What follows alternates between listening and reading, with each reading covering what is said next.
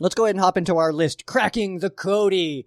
And these are the top 5, in my opinion, the top 5 Rams trades in Rams history. So feel free to disagree with me. That's kind of what the point is. And let's open up the conversation. If you think of a trade that's better than any of these ones, let me know. If you think that my list is way off and I'm ridiculous, that's cool too. If you think my list is super perfect, that's the most appreciated feedback, actually. So make sure you drop that. We'll go ahead and start at number 5, and we are going to do the 2016 trade. Rams send 2 1s, 2 2s, 2 3s to the Titans. The Rams receive number 1 overall pick in 2016, a 4 and a 6. The Rams, of course, draft the first LA Rams pick back in Los Angeles, and the most recent first-round pick for the Los Angeles Rams, quarterback Jared Goff, number 1 overall out of Cal.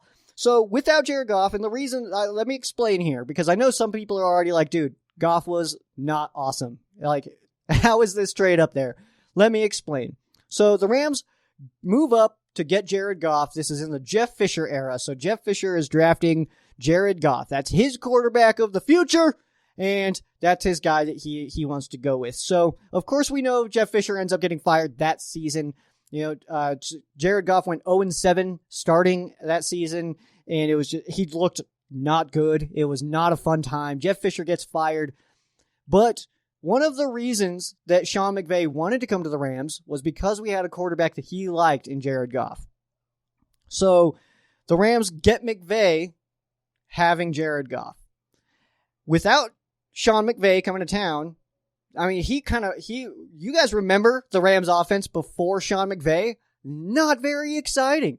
Like, Tavon Austin would randomly have a good game once every 2 years, but that was like really all we had. Like, that was the excitement, was hoping that somebody was just going to have an explosive day like Tavon Austin, and it just didn't work out that often. So Sean McVay comes in, and our offense is firing. We're doing things, and it's really fun to watch. And then, of course, the Rams get a lot better with McVay.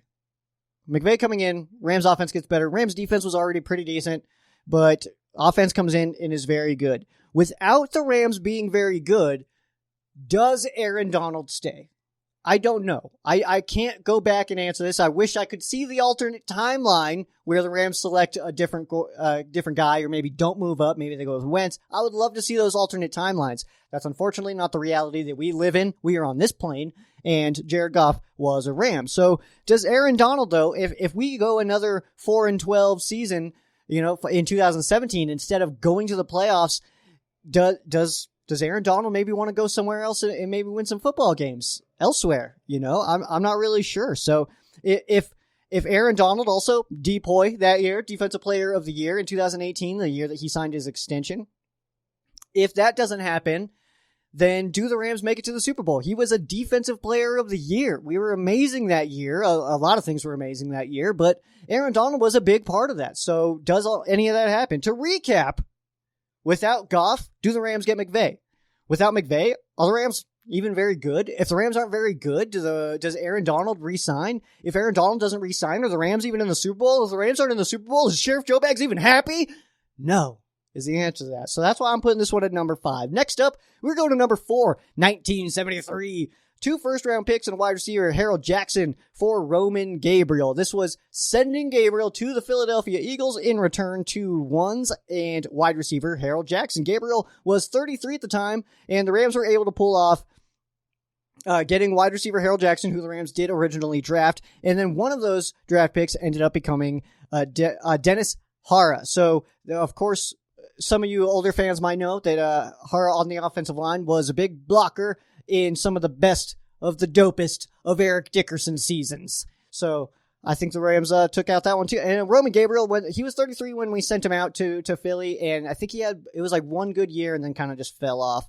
Next one here, number 3 is going to be from 1986. The Rams send defensive lineman William Fuller and guard Kent Hill with 2 1s and a 5 to receive quarterback Jim Everett. We talked about Everett last week a little bit, the best number 11 in Rams history. So the reason that this is such a big signing, though, for the Rams, and why I think it's such a positive, because of course the Rams did give up a lot. I mean, you kind of mortgage your future, as some people say, But you send off Fuller, you send off Hill, you got 2 1s and a 5, but in return you get Jim Everett, who ended up being a top Rams quarterback. The Rams quarterback, it's hard to rank them. There's a lot of very good ones, a lot of like Hall of Fame level talent guys that were just amazing. But Everett comes over, and he was pretty apprehensive to sign with Houston because Warren Moon ended up playing, I think it was like 9 more years for the Oilers. I always want to say Texas. For the Oilers, he played there for quite a while after this. So Everett was kind of, he's like he even said that like he felt like it was kind of, he was being picked for the future, and his contract reflected that. So he didn't really want to sign there, and then the Rams needed a quarterback, so you make that move happen, and I think it worked out. I would say that worked out. Number 2, we go to 1974. The Rams send quarterback John Hadl to the Packers. Rams receive 2 1s, 2 2s, and a 3 from the Green Bay Packers for quarterback John Hadl in 1974. The Rams had just a week before benched Hadl, and the Packers were like, that guy, we want to get him over here. We need him. And I have no complaints about that because the Rams got pretty much a pretty solid haul for him. The Packers were in conversations for Archie Manning with the Saints, but that fell through. So then they wanted Hadl. So Hadl played less than 2 full seasons for the Green Bay Packers before he was traded to Houston for a different quarterback. So he didn't even really pan out there. They gave up those 2 1s, 2 2s, and a 3, and it didn't even work out. And one of those picks for your LA Rams turned into Nolan Cromwell. So Nolan is part of the Ramit song, and that's one of my favorite things. That was my ringtone for a really long time. Now it just rings like boring, but yeah, good stuff there.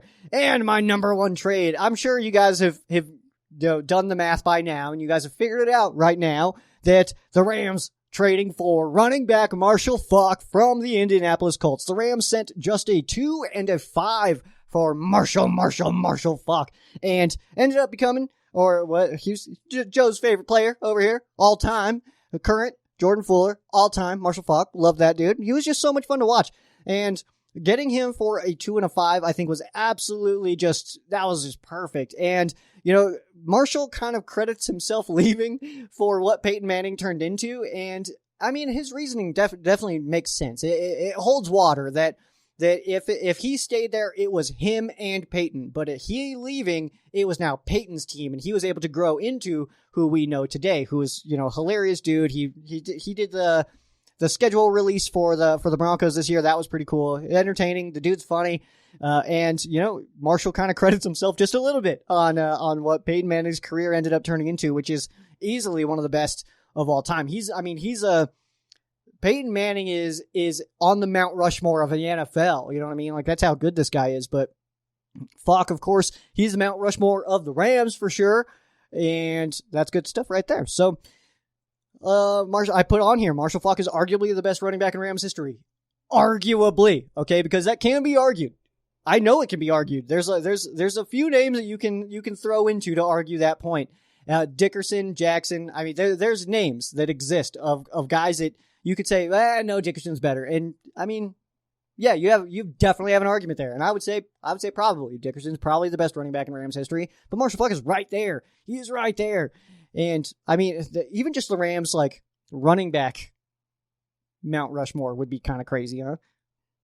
A lot of very talented running backs in this team's history. The Dolphins did offer a number 1 pick for the first round pick for Marshall Faulk, but that was Jimmy Johnson for the Miami Dolphins. But it turned out the Indianapolis Colts were not interested in sending Faulk in division at the time. At this time, this was pre-Texans, so the Colts and Dolphins were in the same division. So there you have it, my top 5 Rams trades in team history. Feel free to disagree. Feel free to agree, and drop yours below. If you think that I totally whiffed on one, maybe there's one I completely missed and I didn't mention at all, let me know. And yeah, we'll have that conversation in the comments section below.